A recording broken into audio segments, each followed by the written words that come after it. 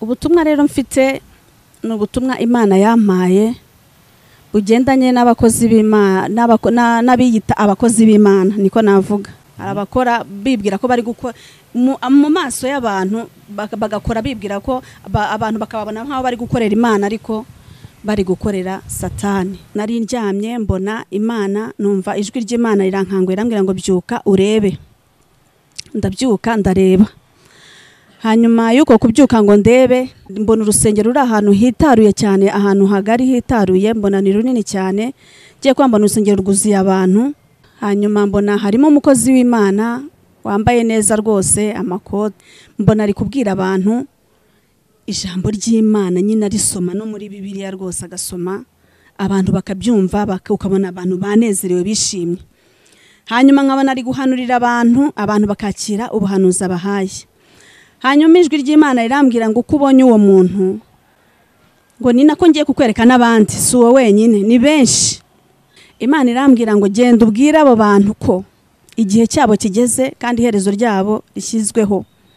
Ubabwiye ko ndambiwe kandi ndushye gukomeza kumva ibibi baguma bashyira mu bwoko bwanjye.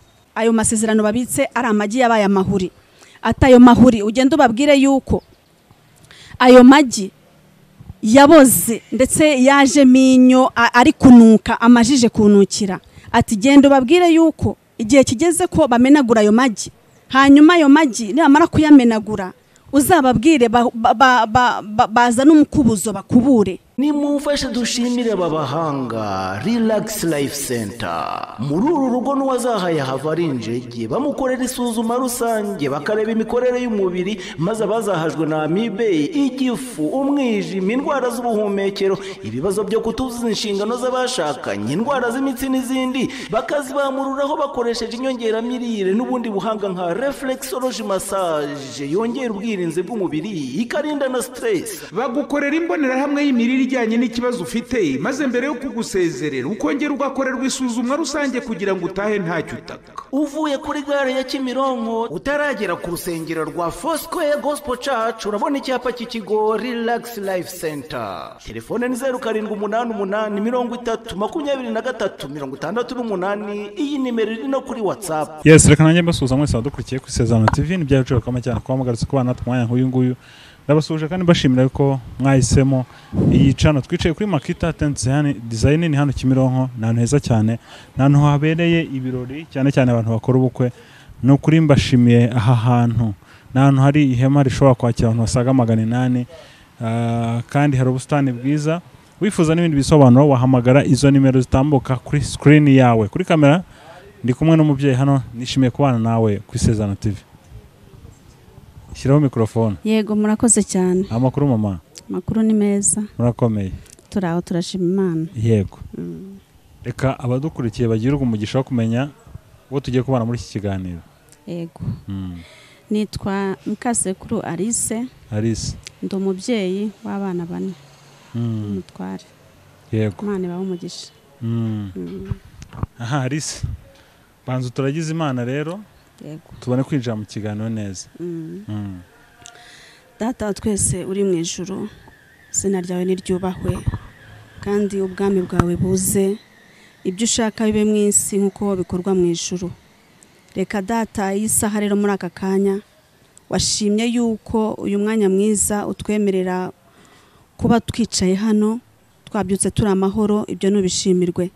Ngushimiye kutwemereye kuducira inzira kugira ngo uyu mwanya mwiza tuwinjiremo, ntago ari ku bwacu ahubwo ni ku bwawe Kristo. Reka rero Uwiteka Imana Nyiringabo ubane natwe. Dore uyu mwanya mwiza tugiye kwinjiramo ntabwo ari twe twawiteguriye ahubwo ni gahunda yawe Mana. Reka uduhagarareho kandi uturinde, ukomeze kutubera amaso. Ubuntu bwawe n'imbabazi zawe bitubeho. Maraso ya Kristo akomeza tweze adutunganye kandi hanyuma y'ibyo adutwikire. Sengeye rero ubwoko bwawe bugiye kubana natwe Mana muri aka kanya kugira ngo ukomeze kubagirira neza no kubitaho no kubarengera. Niwe Imana yabashije kugira ikibavugaho, niwe Imana yabashije kugira ikibateguriraho cyabagirira umumaro. Iyi saha ni urukire kubana nanjye, iyi saha ni urukire kunyobora, mwuka wawe wera ugwiriye agwire muri nge n'ukuri. Ngaho ukomeza kubana nanjye muri byose, ni mu izina rya Yesu Kristo tubisabye twizereyemo. Amen. Amen. Ari isomo z'igihe kingana iki wakiriye agakiza?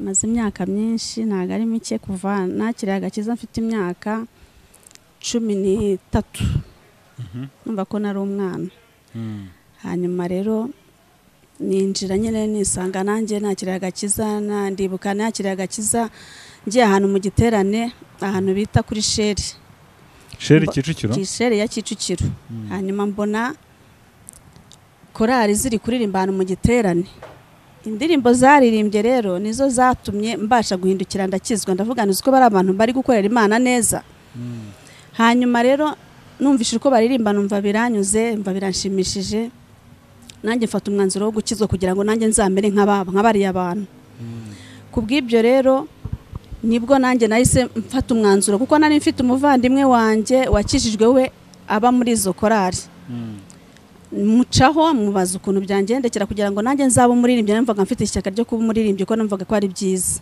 nubwo buryo nanjye nakijijwe rero nita nanjye ngana itorero riranyakira nyine nuko ntangira gukorera Imana gutyo mbaho n'umuririmbyi nubwo wakijijwe nduri umwana mutoya ubuzima bwo kuba mu gakiza n'ubuzima bwo kubaho udakijijwe wabitandukanya gute ubuzima bwo kubaho uri mu gakiza no kubaho udakijijwe biratandukanye kuko ubuzima bwo kubaho udakijijwe ntabwo ari bwiza ni ubuzima bubi njye nabwita ko ari nko mu rupfu burya kubaho utagira umuntu umushumba ukuragiye ntabwo ari byiza rero navuga ngo kubaho udakijijwe ntabwo ari byiza sinabikangurira abantu niyo mpamvu bitandukanye no kuba ukijijwe iyo ukijijwe uba ufite umushumba ukuragiye ugucumbye kandi ukuyoboye ikindi iyo ukijijwe Imana ibikubereye maso Imana ugendana nayo ugakorana nayo ukavugana nayo ikabana nayo mu buzima bwawe bwose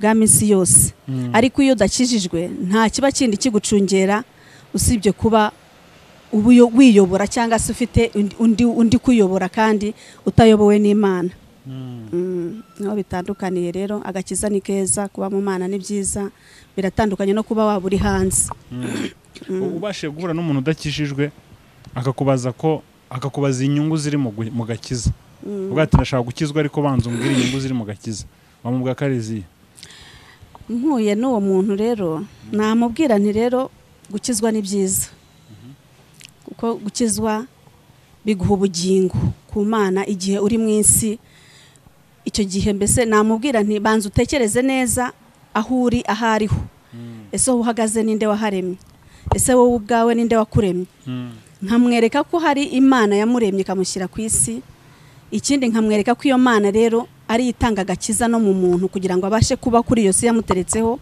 kugira ngo abashe kuyikorera abashe no kuyumvira no kuyiyoboka kugira ngo nayo igendane nawe namwereka ibyiza rero birimo kuko Imana itanga agakiza abantu bagakizwa bakayikorera Imana itanga agakiza kuba tagafite nawe rero akaba yabasha nawe akaza akajya mu bandi akitwa umuntu w'Imana yaremye kandi akitwa n'umukozi w'Imana bibaye ngombwa ko yemera ko ayikorera ubwo rero ikiza namubwira cyo kuba mu nzu y'Imana kuba mu Mana namukangurira kuba yaza akabamo nawe nuko yakwibera mu buntu bw'Imana nibyo bya mbere utubwiye ko wakijijwe wagirana mu giterane bararirimba reka mvuge ngo wumvisha bikuryohera uvuga utaha nanjye ndajyayo yego ese ko wumva wagiye ugakizwa gusa kuko baririmbye uyu munsi ubona abantu bagifite ya mavuta yo kuririmba abandi bantu bagakizwa oya ni bake ntabwo navuga ngo ni bose uko njye nabibonaga muri icyo gihe siko ubu ngubu bikiri ibintu byarahindutse bitandukanye he rero biratandukanye kuko biratandukanye ibintu byarahindutse kera wabonaga barokore dukijijwe koko gatambaro katuranga mbese ukabona umuntu icyo ari gukora azi icyo ari gukora azi n'uwo ari gukorera ukabona mbese ari gukorera Imana koko bimurimo bimuri ku mutima naho ubu rero Mana iyo urebye rwose ubona bigoye kuko abantu kuri iki gihe navuga ngo barinjiriwe hari navuga ngo ni ukwinjirirwa kuko urabona ko imitandukaniro ya kera siyo y'ubu abantu barahindutse umuntu ashobora kuzagagana imbere y'Imana akabwiriza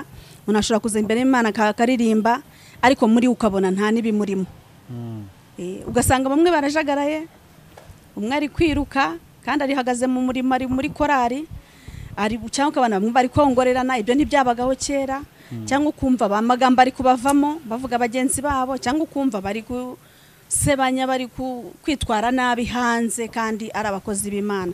Kera rero ntago ari nkuko byari bimeze, abantu baritwararikaga Imana yari iri muri bo, baritwararikaga cyane. Gusa n'ubu sinavuga ngo ntago abakozi b'Imana bakiriho, bariho kuko haracyari ab'Imana yibikiye baza guha agaciro iby'Imana, bari gukorera Imana mu kuri no mu mwuka. Ariko siko uko umusaruro Imana yawe ibifuzamo ubu ngubu ntago ari kukingana uko kera byari biri. Yego. Ubona byaratewe n'iki kugira ngo ibyo bihe bihinduke?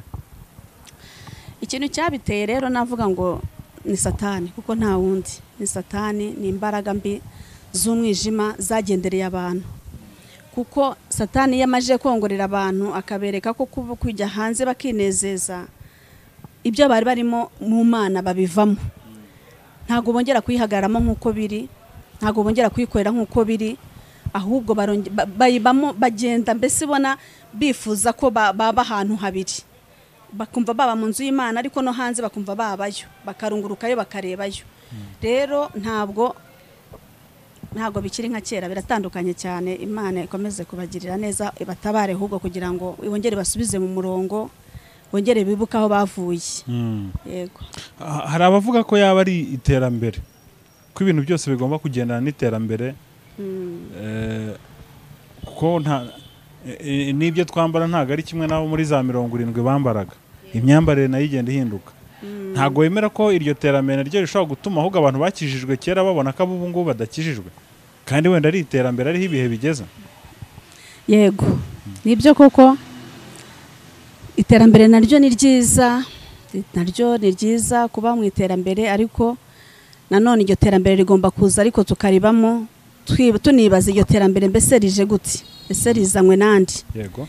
Iryo terambere rero dushobora kuribamo koko, ariko ntago ubundi itorero ry'Imana ryagakwiriye kugendana n'ibigezweho, ntago ryagakwiriye kugendana n'ibyo babona bigenda byaduka, ahubwo bakagombye kuguma mu murongo bari barimo. Icyangombwa n'ubugingo, ariko ubugingo nabwo bukatwarwa mu buryo bwiza. No kuvuga ngo rero iterambere ni ryiza, ariko nifuzaga ko buri muntu wari we wese yagenda mu iryo terambere ariko agikomeje kubaha Imana no guha Imana agaciro. Iterambere ntirimutware burundu, kuko hari abatwawe naryo, hari abatwawe naryo kandi bitwa ngo baracyakorera Imana, hari abatwawe naryo bitwa ngo barayivugira barayiririmbira, ariko siko biri. Iterambere rero ubona nyine aryo ryahinduye abantu, hari ngira ngo niko nanjye mbibona, kuko umuntu wese yumva yaba mu iterambere, ariko nifuzaga ko buri muntu wese yaba mu iterambere ariko azi n'uwari gukorera uwari we, cyangwa azi naho ahagaze ahariho, kugira ngo atazisanga n'ubundi akomeje kwibera muri iryo terambere rikamurimbura. Yego. Yego. Aha, reka twinjiye mu kiganiro cyacu nkurikije ibyo tuba twaganiriye. Mbere ko twinjira mu kiganiro nambwiye ko ufite ubutumwa. Yego. Imana yaguhaye kugira ngo utuzanire. Ubutumwa ufite ni ubutumwa bugendanye n'iki, mbere yuko tuguha umwanya ngo butambutse? Ubutumwa rero mfite ni ubutumwa Imana yampaye bugendanye n'abakozi b'Imana, n'abiyita abakozi b'Imana, niko navuga. Sinzi niba umuntu yafatiraho agakomereza. N'abiyita abakozi b'Imana. Yego. Nuvuga ngo hari abakozi b'Imana, hari n'abiyita abakozi b'Imana. Hari n'abiyita abakozi b'Imana. Batandukaniye he? Baratandukanye cyane, kuko hari abakorera Satani, niko navuga. Hari abakora bibwira ko bari gukora mu maso y'abantu, bagakora bibwira ko abantu bakababona nk'aho bari gukorera Imana, ariko bari gukorera Satani. Ntabwo baba bari gukorera Imana. Hari n'abakozi b'Imana bahagaze neza bari gukorera Imana by'ukuri. Biratandukanye rero. Yego. Reka tuguhe umwanya noneho uduhe iyo message yose. Yego. Imana ishimwe. Ntabwo rero ubutumwa mfite ari burebure cyane. Ubutumwa Imana yampaye uko bungana kose, Imana yabuhaye agaciro mu bantu bayo uko bwaba bureshya kose, kandi ibunyuza muri nje kugira ngo mbashe kubushyikiriza abantu b'Imana. Kubw'ibyo rero nahawe ubutumwa. Igihe kimwe nari ndyamye mbona Imana, numva ijwi ry'Imana rirankanguye rambwira ngo byuka urebe. Ndabyuka ndareba. Hanyuma yuko kubyuka ngo ndebe, mbona mbona urusengero ruri ahantu hitaruye cyane, ahantu hagari hitaruye, mbona ni runini cyane. Ngiye kwambona urusengero rwuzuye abantu bari gusenga. Hanyuma mbona harimo umukozi w'Imana wambaye neza rwose, amakote, wikwije nk'abakozi b'Imana. Hanyuma y'ibyo rero Imana irambwira ngo reba ukuntu abiyita abakozi banjye bari gukora, bari kwica intama zanjye. Ngiye kubona mbona wa mukozi w'Imana ari kubwiriza.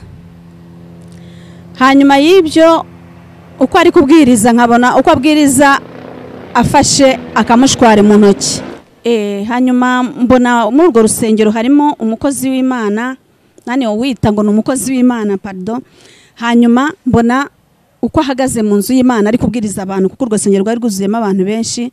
Mbona ari kubwira abantu ijambo ry'Imana, nyine arisoma no muri Bibiliya rwose agasoma, abantu bakabyumva, ukabona abantu banezerewe bishimye.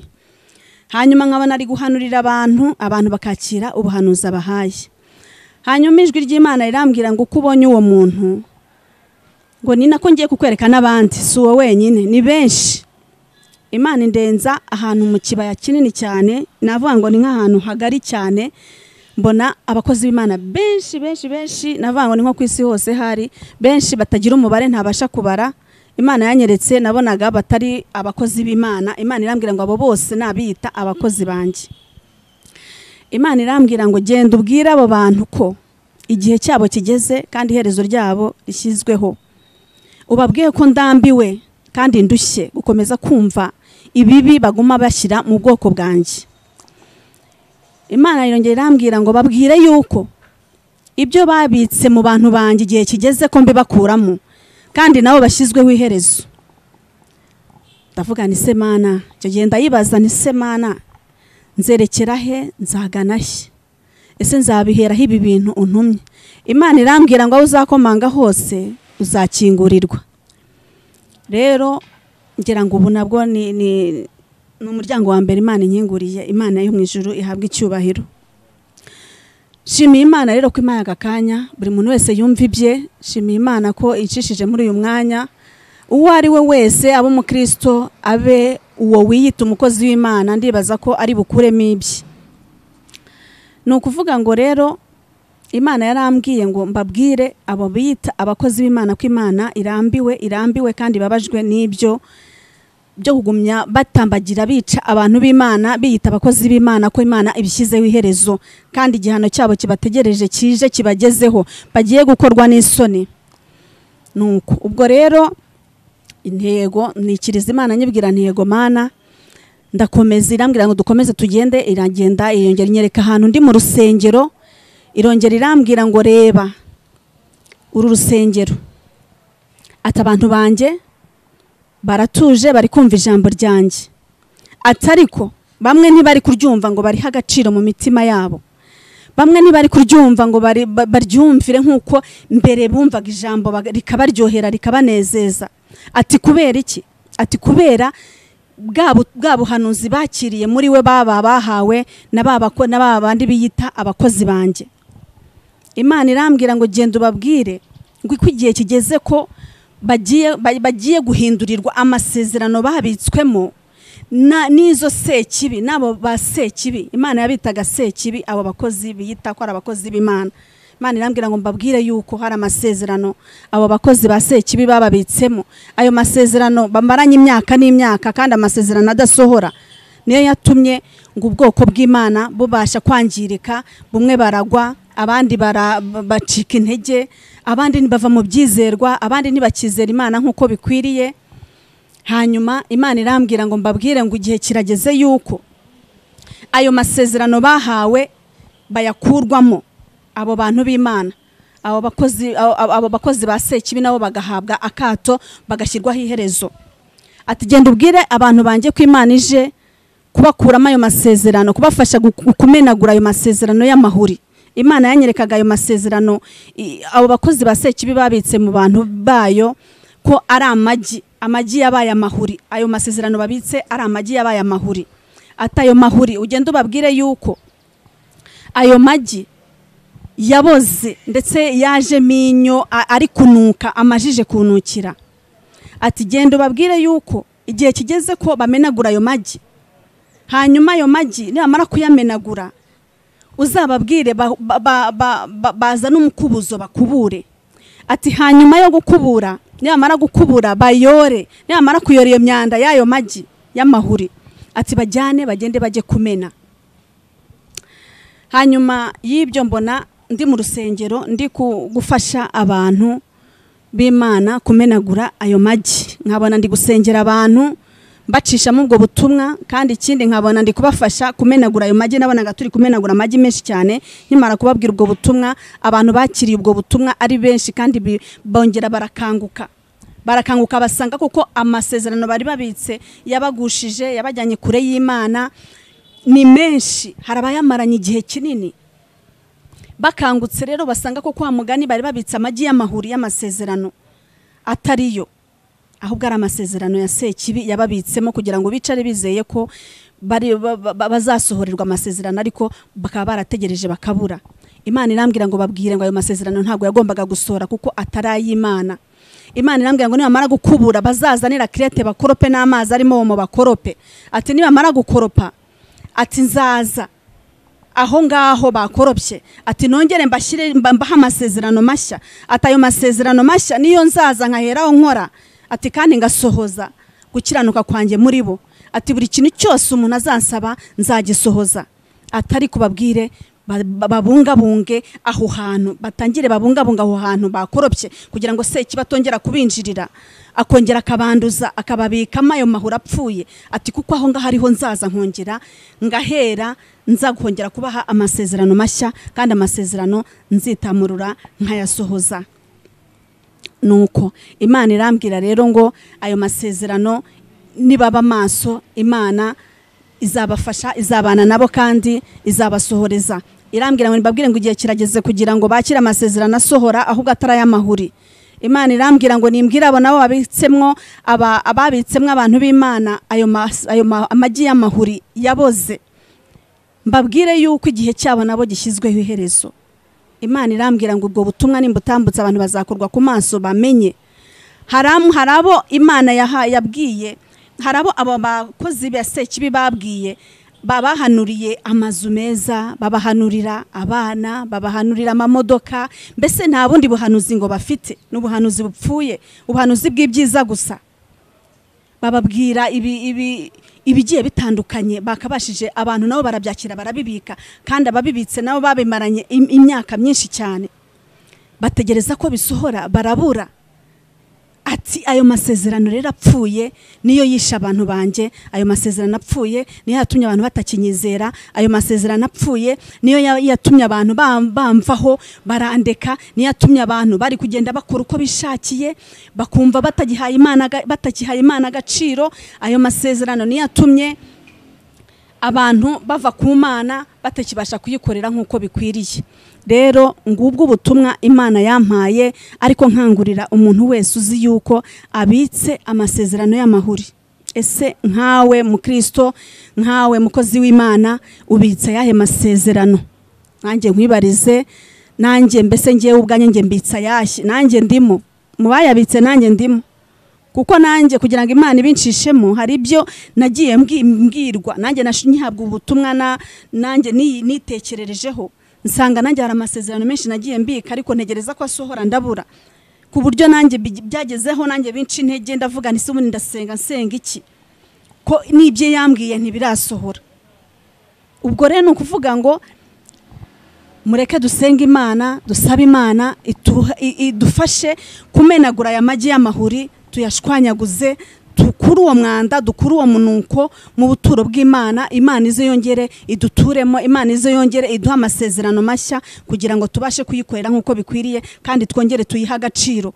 Ngo nibwo Imana igiye kururuka kongera gukorana n'abantu bayo, kuko abatari abayo shyizeho iherezo, abatari abayo baraziwe, abatari abayo ngo bahuye n'ishyano, bahuye n'akaga gakomeye, kuko Imana yanyeretse ko ubwo buryo bahanuriragamo abantu babashyiramo ayo magi y'amahuri byari indamu zabo, babibabwira kugira ngo bo bwabo babone indamu zabo, babone inyungu kuri bo, ariko ntabwo ari inyungu yo ku Mana. Kubw'ibyo rero nifurizaga buri umwe wese kuba maso kugira ngo tubane maso kandi dufatikanye kumenagura ayo magi y'amahuri mu izina rya Yesu Kristo w'i Nazareti, kugira ngo Imana iziture muri twe, yongere igendane natwe, ikorane natwe iby'ubutwari, kugira ngo Imana yongere ize ishyiremo amasezerano mashya. Haleluya! Amasezerano azajya agasohora atari yandi tuzamana n'imyaka n'imyaka. Imana ishimwe, Imana ihabwa icyubahiro kuko igiye kuduhindurira ibyaboze. Haleluya! Imana ishimwe, ihabwa icyubahiro. Ndayishimye iyo mbitekerejeho numva shimiye Imana kuko igarutse ku bantu bayo. Hariho abatabyumva ngo babyakira, ariko kuba dufite ubutabazi bw'Imana buje bukatugeraho butubwira ko Imana igiye kubana natwe kandi ikagendana natwe, igakorana natwe, ikindi kadusohoreza noneho icyo tuzajya twumvira mu bakozi bayo, cyangwa se icyo izajya itubwira kigasohora, kugira ngo dutandukane na ba bakozi ba sekibi. Imana ishimwe rero, buri muntu wese namwinginga ngo yitekerezeho, namwinginga ngo ashyire ubwenge ku gihe, namwinginga ngo ayongere ayoboke umuyoboro wo kuba mu Mana by'ukuri, yongere yumve ko gusenga ari byiza, yongere yumve ko akwiriye gutunga iby'Imana bitunganyijwe, ibyaboze bikaba kureye. Navuga rero ngo buri muntu wese yiyimire, yisuzume, atekereze neza ibyo yabwiwe, atekereze neza ibyo yahanuriwe, ibyo yabitswe muri we, kugira ngo Imana izimuhindurire.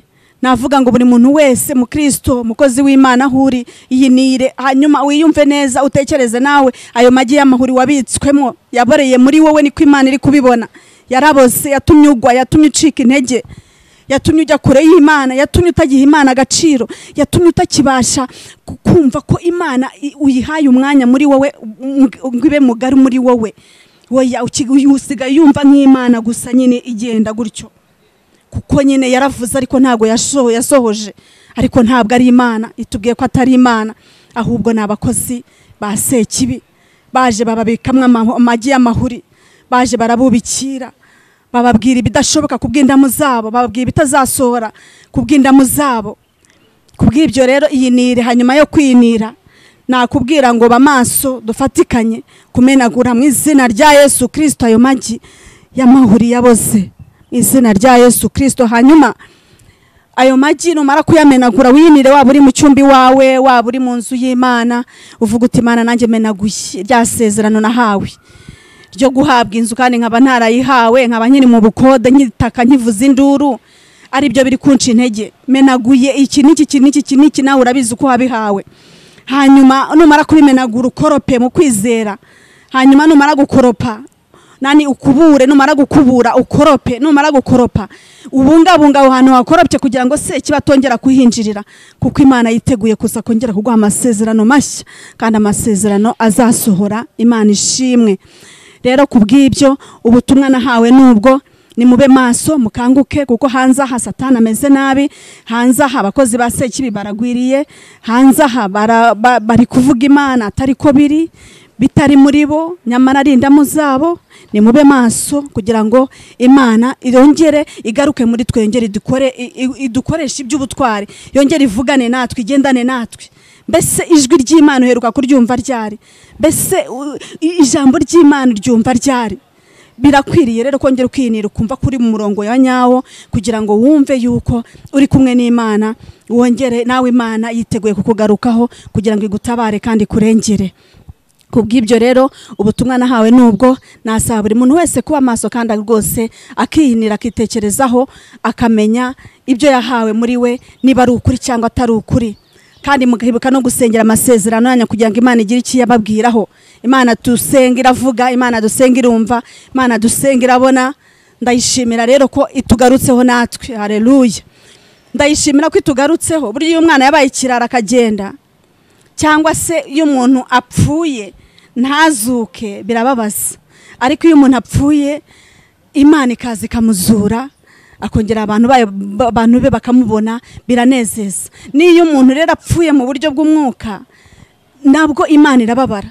Rero niyo Imana imugarutseho akongera akazuka, akaba muzima, akongera akabana n'Imana by'ukuri, Imana irishima kandi mu ijuru haba igitaramo cyo gushima cyo kunezerwa kuko hari uwayo wayigarukiye. Rero nimureke tugarukira Imana kandi twongere twiyinure, ntitwongere kwemerera izo nkozi z'ikibi zayita za sekibi ko zongera kugaruka muri twe mu buzima bwacu, ko zongera gutuma dukora ikibi, ko zongera gutuma tujya kure y'Imana, ko zongera gutuma duha agaciro bidafite umurongo w'Imana. Twiyinire hanyuma tubane n'Imana kuko Imana ije gushyira iherezo ry'ibyo byose ba sekibi bashyize mu bantu b'Imana. Kandi ikindi, Imana igarutse ku bantu bayo kugira ngo idutabare. Imana ihabwe icyubahiro. Reka dusenga Imana.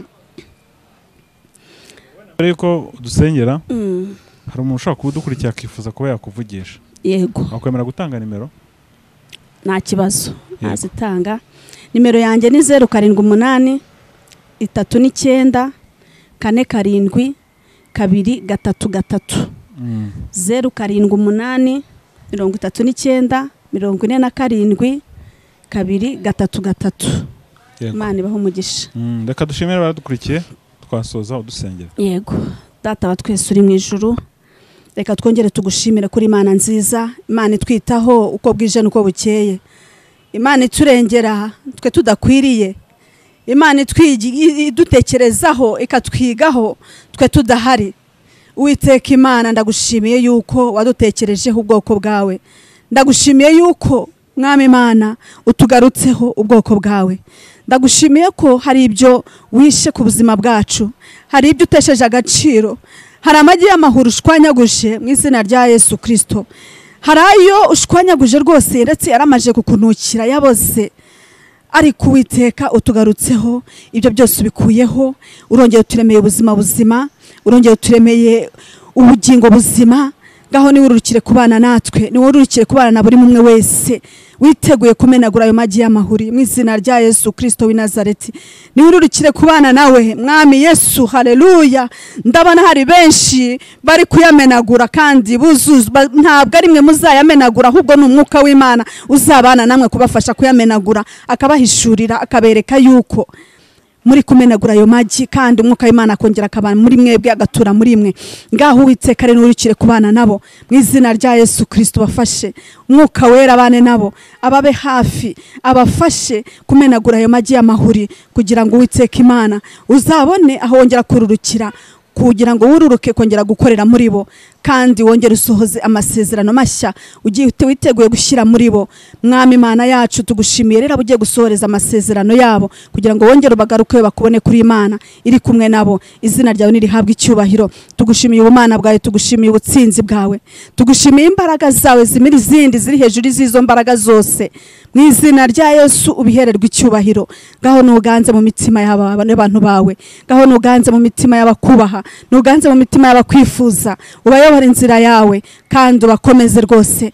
Utwambika imbaraga aho tunaniwe, utwambika imbaraga aho ducitse intege, mu izina rya Yesu Kristo. Ukore ku maso abantu bawe kugira ngo babone kandi babashe guhishurirwa iryo yerekwa ribi ry'abita abakozi bawe, mu izina rya Yesu Kristo, kugira ngo Uwiteka Imana Nyiringabo babashe kuyoborwa nawe, maze bajya bamenya ko bayoboye n'umwuka wawe wera. Izina ryawe nirihabwe icyubahiro rero. Ngaho komeza gutura muri bo, natwe ukomeze kutugirira neza. Uyu murongo wanyakiriye nawo ndawusengeye mu izina rya Yesu, kugira ngo nabo bane nabo mu izina rya Yesu Kristo. Ubayoboze imbaraga zawe z'umwuka wawe wera, imbaraga zawe zikomeze zimira izindi zibe muri bo, kandi umucyo ukomeze kubarasira, ubwiza bwawe bubatwikire. Mwami w'abami, hari ibyo wamenagura kuri bo mu izina rya Yesu Kristo, hari ibyo wamenagura ku miryango yabo mu izina rya Yesu Kristo. Gaho nubahindurire Data, gaho nubahindurire, kandi nzi neza ko amashimwe agiye gutambuka ashima izina ryawe kubw'imirimo n'ibitangaza byawe.